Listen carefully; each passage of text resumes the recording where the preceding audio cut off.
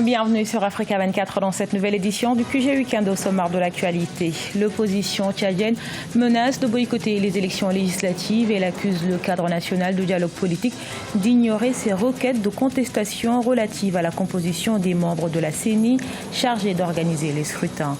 Au Bénin, 2 anciens présidents se mobilisent contre l'exclusion de l'opposition aux élections législatives du 28 avril.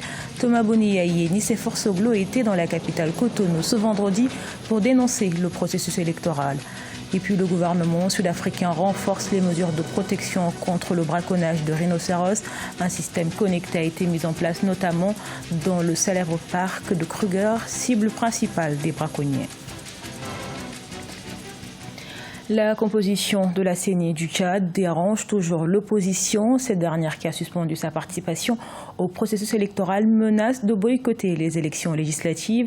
Les opposants demandent la révision des décrets portant désignation des membres de la Commission électorale nationale indépendante, l'organe en charge des élections. Mahamat Ramadan est né les Claude Bessa. Au Tchad, quelques jours après la prestation de serment des membres de la Commission électorale nationale indépendante, l'opposition menace de boycotter les élections. Elle reproche au cadre national de dialogue politique de n'avoir pas pris en compte les requêtes relatives à la composition des membres de l'organe chargé d'organiser les élections. La loi dit que la CENI est composée des partis politiques représentés à l'Assemblée nationale et ceux représentés dans les communes. Donc pour nous, c'est qu'il y a violation des textes. Il faut rectifier les erreurs afin que nous partions à des élections avec le minimum d'espoir d'aller à des élections libres, transparentes. Pour le cadre national de dialogue politique, les membres de la Commission électorale nationale indépendante sont désignés de manière consensuelle. Par ailleurs, les requêtes de l'opposition sont en train d'être examinées, mais en attendant, le processus doit continuer pour rattraper les retards déjà accusés dans l'organisation des élections. Nous allons voir avec cas par cas.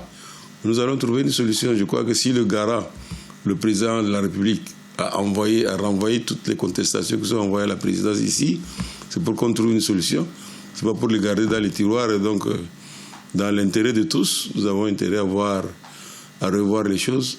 Et il y aura des retouches.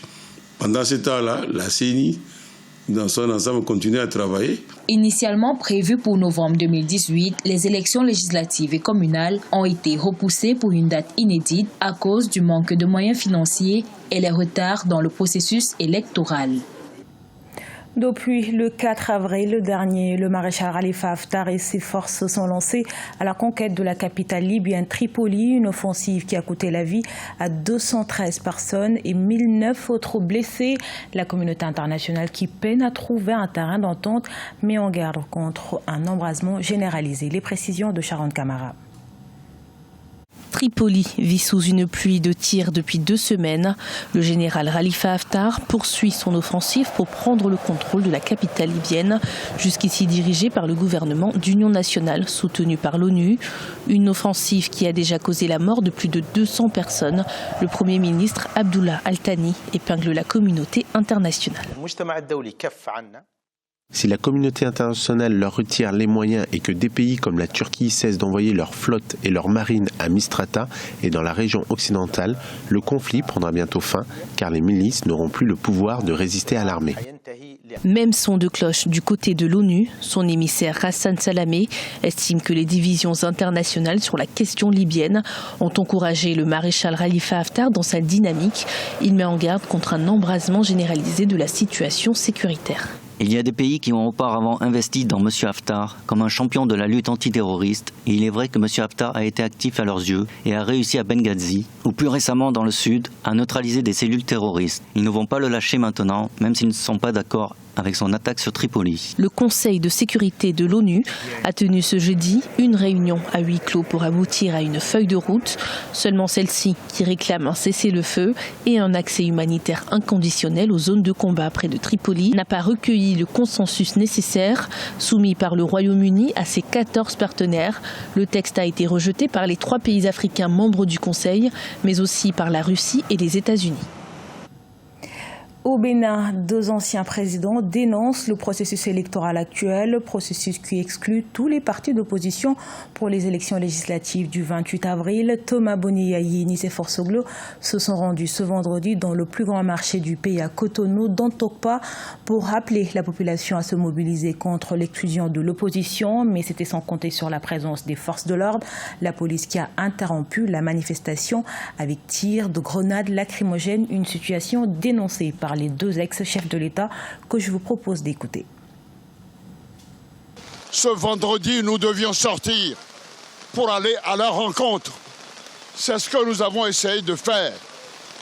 Mais je trouve d'une exceptionnelle gravité que Talon ait pu envoyer des gens jeter des gaz lacrymogènes sur 2 chefs d'État. C'est un crime dont il répondra devant la nation. Chers jeunes, n'ayez pas peur. N'ayez pas peur. Ne cédez pas à l'intimidation.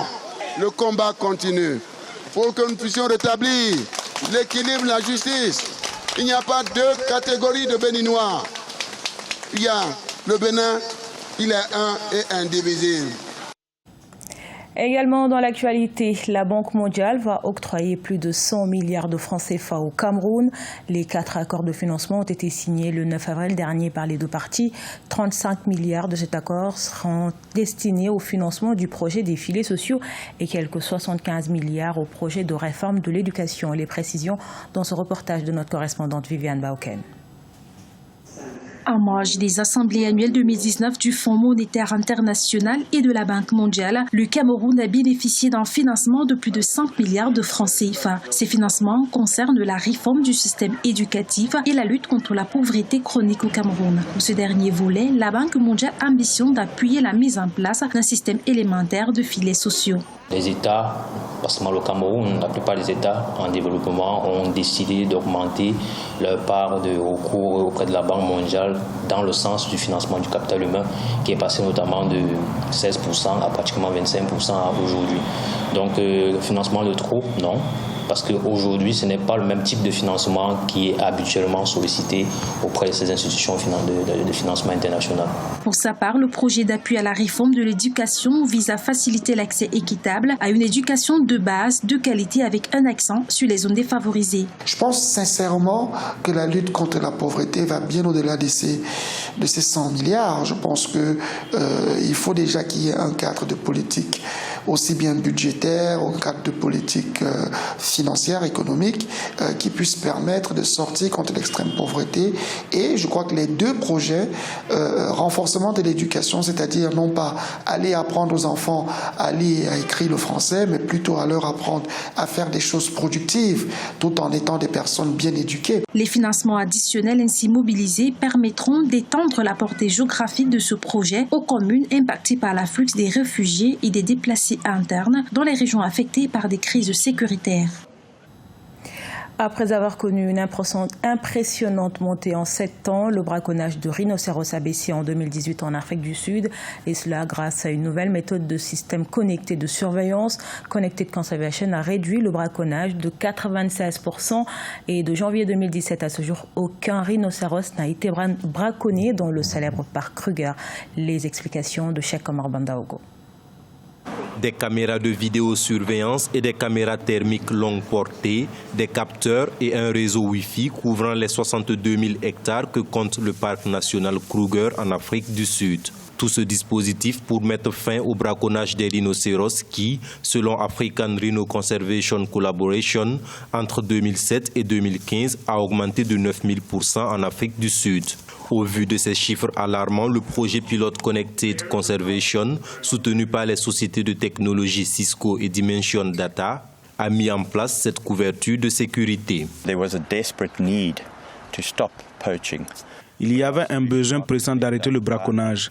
Les architectes de nos 2 sociétés ont mis en place une solution, l'ont implémentée. Et cela a connu un grand succès, en particulier lors de notre première année d'activité en 2016. Nous avons réduit le braconnage de 96% et de janvier 2017 à ce jour, aucun rhinocéros n'a été braconné.